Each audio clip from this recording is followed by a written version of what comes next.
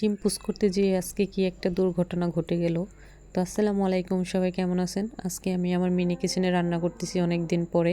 তো আজকে ডিম পুষ করব, আর ডিম পুষ করতে যেয়ে দেখেন মিনি কিচেনের অবস্থা, একদম চুলাটার অবস্থা কি হয়ে গেল। এদিকে হচ্ছে আগুনের তাপ লাগতেছিল হাতে, আর এই তো ডিমের অর্ধেকটা চুলার সামনে পড়ে গেল।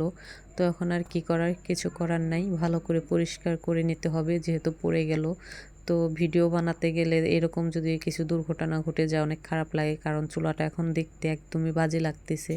তো এত সুন্দর চুলাটার মানে একদমই এখন কেমন দেখা যাচ্ছে, একটু সুন্দর লাগতেছে না। তো চুলাটা আগে কত সুন্দর দেখা গেছিলো। তো আর কিছু করার নাই। তো এখন হচ্ছে আমি ডিমের ওপরে কিছু মরিচ দিয়ে দিব। তো ডিম পুষের উপরে একটু সাজিয়ে দিলাম, কিছু লাল মরিচ কেটে দিয়েছি ঝুড়ি ঝুড়ি করে। আর এই তো ডিমটা কত সুন্দর দেখা যাচ্ছে, আর একদম ফুলে উঠেছে পিঠার মতো। আর তেলগুলো একটু একটু করে পড়ে যাচ্ছে কড়াইয়ের থেকে ডিমটা বেশি বড় হয়ে গেছে, এর জন্য খুব সুন্দর দেখা যাচ্ছে আর একদম পিঠার মতো হয়ে গেছে। তো আমার এই তো ডিম পোস্টটা ফাইনালি হয়ে গেছে।